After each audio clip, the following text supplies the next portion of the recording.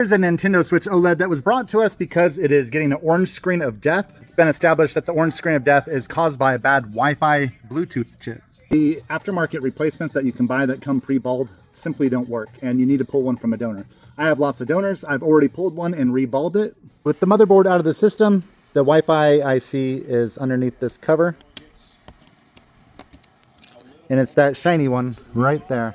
This is what it looks like with the chip removed. I put a dime there for size reference. You can see the chip is pretty small, and even smaller are all the solder joints. At this point, I've cleaned all the solder off the circuit board so it's nice and flat. It's now ready to receive my chip, which I reballed. You can kind of see the balls. Basically, I put down a tiny amount of flux and heat it from underneath until all that solder melts, and then surface tension will pull it right into place.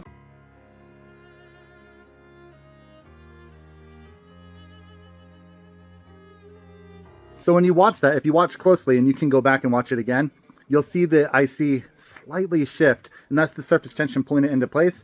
And then I give it a little bump with the tweezers, and when the surface tension pulls it back into place again, after that manual bump, that's when I know all the solder is melted and it's holding in place properly and it's properly aligned. When I go to put this back together, I'll know if I installed that chip properly if the system boots up all the way, because another symptom of a bad Wi-Fi chip is when it gets hung on the Nintendo logo. So when I turn this back on, if it's hung on the Nintendo logo, I know that I had a failed install. If it boots all the way properly, I'll know that I installed it correctly. This is the moment of truth.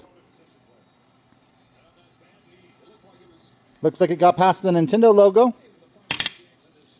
Beautiful, it turned on. We'll just quickly go to the Wi-Fi settings. And we'll see if it finds our networks. That's us right there. That's us right there. Everything looks good. Beautiful.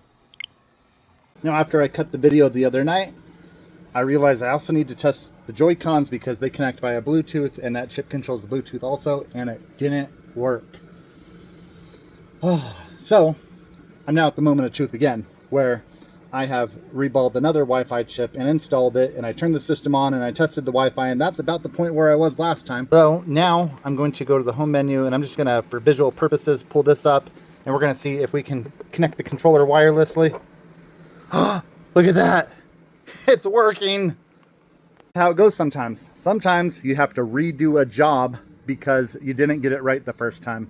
And that's okay. It's all part of the job, and it's all included in whatever fee we're charging for the repair. We charge when we're completed with the repair, no matter if we got it real quick or if it took us a while. DVD Game Exchange in Orem, Utah, dvdgameexchange.com.